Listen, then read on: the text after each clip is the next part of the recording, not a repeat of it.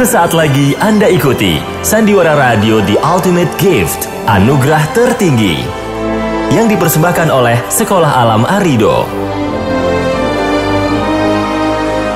Sekolah Alam Arido, growing with nature to thinker, leader, and entrepreneur in the light of Islamic teaching.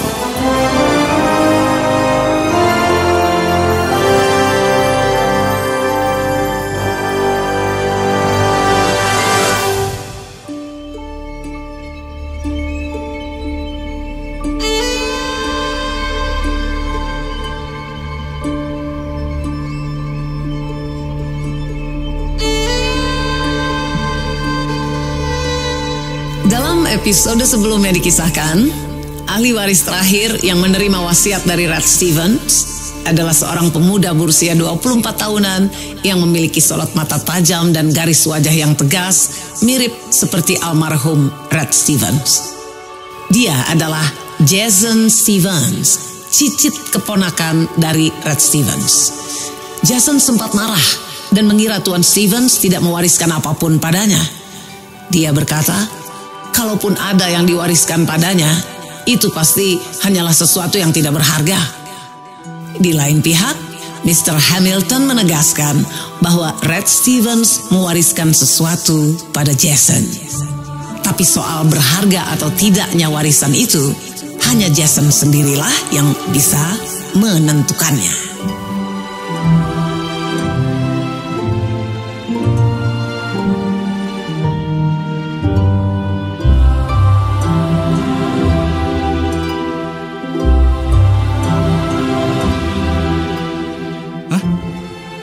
Hanya aku yang bisa menentukan warisan itu berharga atau tidak? Iya. Apa maksudnya? Apakah Anda hanya sedang mempermainkan saya? Oh, tidak. Tidak. Aku tidak sedang mempermainkanmu. Tenanglah sedikit. Yang aku minta darimu hanyalah sedikit rasa sabar di hatimu. Aku seorang yang profesional, anak muda. Aku tidak pernah sekalipun mempermainkan klienku, apalagi hanya untuk keuntunganku sendiri. Yang aku lakukan ini hanyalah sekedar memenuhi permintaan terakhir dari sahabatku tercinta, Rat Stevens. Dan aku sedang berusaha memastikan bahwa langkah-langkah yang aku ambil semuanya persis seperti apa yang diharapkannya. Oke.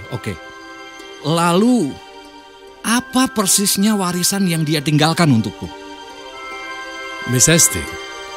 Baik, Tuan Hamilton. Saya akan segera menyiapkannya sekarang. Tunggu sebentar. Saya menyimpan semuanya di ruangan sebelah.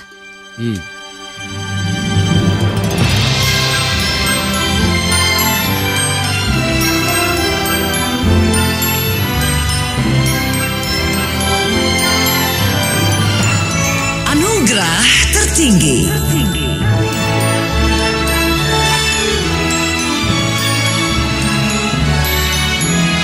Sebuah kisah yang menginspirasi perasaan penuh syukur. Yang diadaptasi dari karya Jim Stovall, The Ultimate Gift. Diperankan oleh A.O. sebagai Mr. Hamilton, Tina Rahma sebagai Miss Margaret Hastings, Yoli Yohandi sebagai Jason Stevens, Alfie sebagai Rat Stevens. Diproduksi oleh Gria Mahakarya.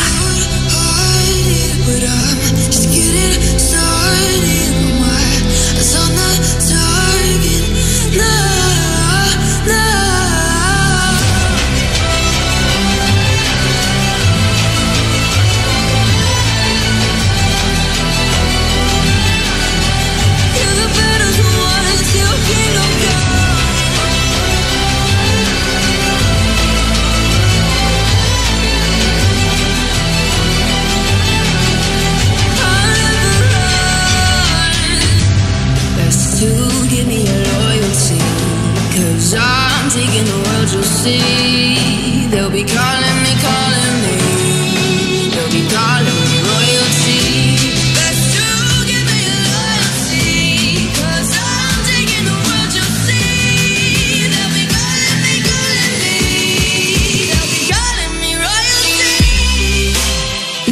Hastings keluar menuju ruangan sebelah dan kemudian bergegas kembali menemui Mr. Hamilton dan Jason Stevens dengan membawa sebuah kardus yang cukup besar dan meletakkannya di samping Mr. Hamilton.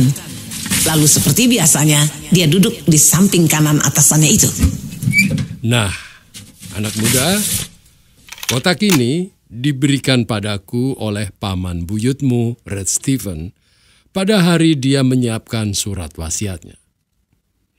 Kotak ini disegel pada waktu itu dan disimpan di lemari besi kami sesuai instruksi darinya. Dan baru kami keluarkan hari ini. Seperti yang kau lihat, segelnya masih utuh. Ada instruksi khusus dan terperinci dari almarhum kepadaku tentang bagaimana aku harus memberikan hadiah ini padamu. Pertama-tama tentunya, dengan disaksikan olehmu dan Miss Hastings, aku harus membuka segelnya terlebih dahulu. Berikutnya, sesuai pesan dari pamanmu, di kotak ini ada sebuah kaset video berisi rekaman Red Stephen yang harus kita tonton bertiga. Nah, ini dia kasetnya. Sebentar. Tunggu dulu. Apa yang sedang terjadi di sini? Maksudku, semua orang tadi pulang membawa jutaan, bahkan ratusan juta dolar. Tapi aku hanya datang untuk menonton rekaman video. Apa-apaan ini? Tenanglah dulu anak muda. Seperti yang aku katakan tadi, yang aku minta darimu sekarang ini hanyalah sedikit rasa sabar di hatimu. Aku rasa sebentar lagi semuanya akan menjadi jelas bagimu. Ini benar-benar konyol, Pak. Bersabarlah dulu, anak muda. Ingat apa kata bapak kita, Benjamin Franklin. Dia yang memiliki kesabaran dapat memiliki apa yang dia mau. Dia bisa bilang begitu karena dia orang besar. Sedangkan aku hanya orang biasa yang tidak punya apa-apa. Jangan salah anak muda.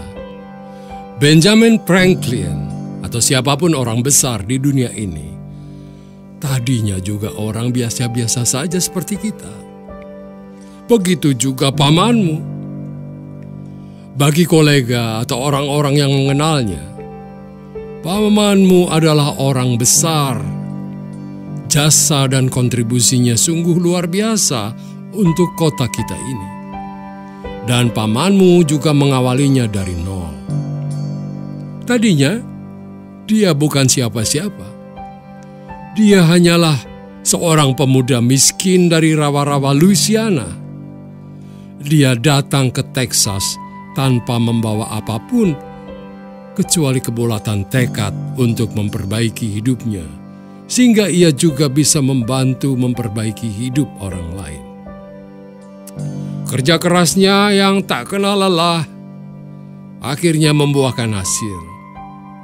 Seperti yang kau tahu, pamanmu berhasil membangun kekaisaran perusahaan minyak dan peternakan yang besar di hampir sepertiga dunia ini. Bahkan di beberapa tempat, nama pamanmu diabadikan karena kontribusinya bagi dunia kemanusiaan.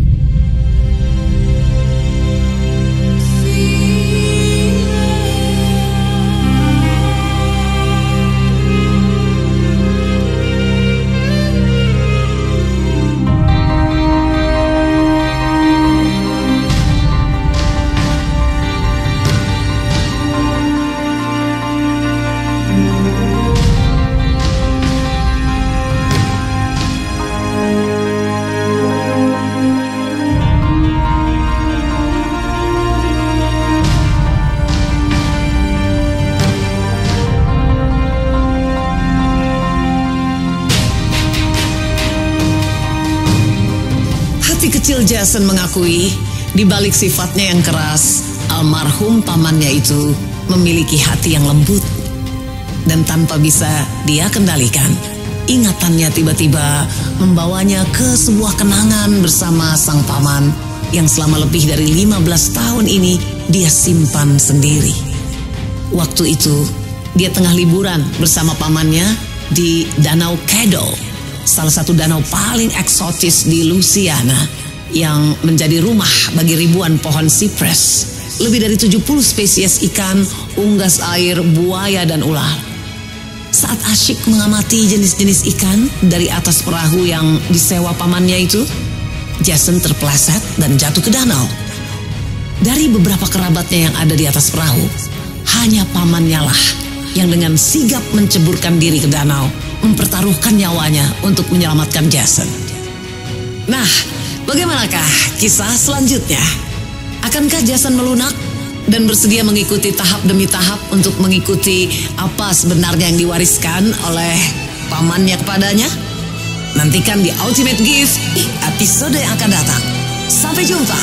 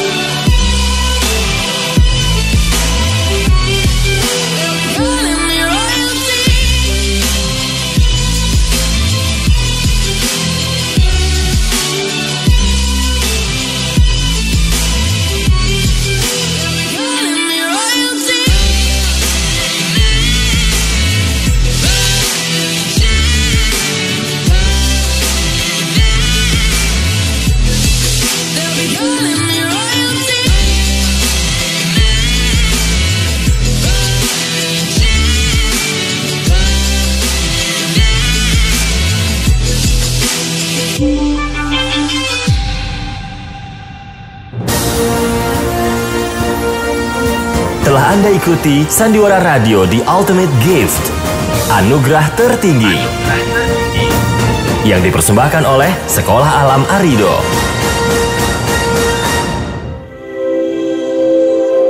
Allah telah menyebutkan dalam surat Ar-Rum ayat 41, telah nampak kerusakan di darat dan di laut disebabkan karena perbuatan tangan manusia, supaya Allah merasakan kepada mereka sebagian dari akibat perbuatan mereka, agar mereka kembali ke jalan yang benar. Lalu bagaimana pengamalan ayat tersebut dalam metode belajar di sekolah?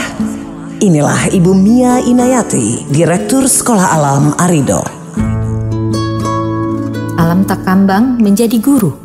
Pepatah ini sangat tepat menggambarkan metode belajar kami. Anak-anak setiap hari bersentuhan langsung dengan alam. Kebun menjadi salah satu sarana untuk mengenal lebih dekat bagaimana alam semesta tunduk pada aturan Allah. Anak-anak belajar memahami beberapa tanda-tanda kebesaran Allah di alam. Dengan demikian akan menumbuhkan rasa kesyukuran setiap saat. Semua itu disajikan dalam metode pengajaran, yaitu keteladanan, bahasa bunda, bahasa cinta, belajar bersama alam, SAS, Sekolah Alam, Students Code, dan Project Based Talent. Sekolah Alam Arido, mandiri dan solutif.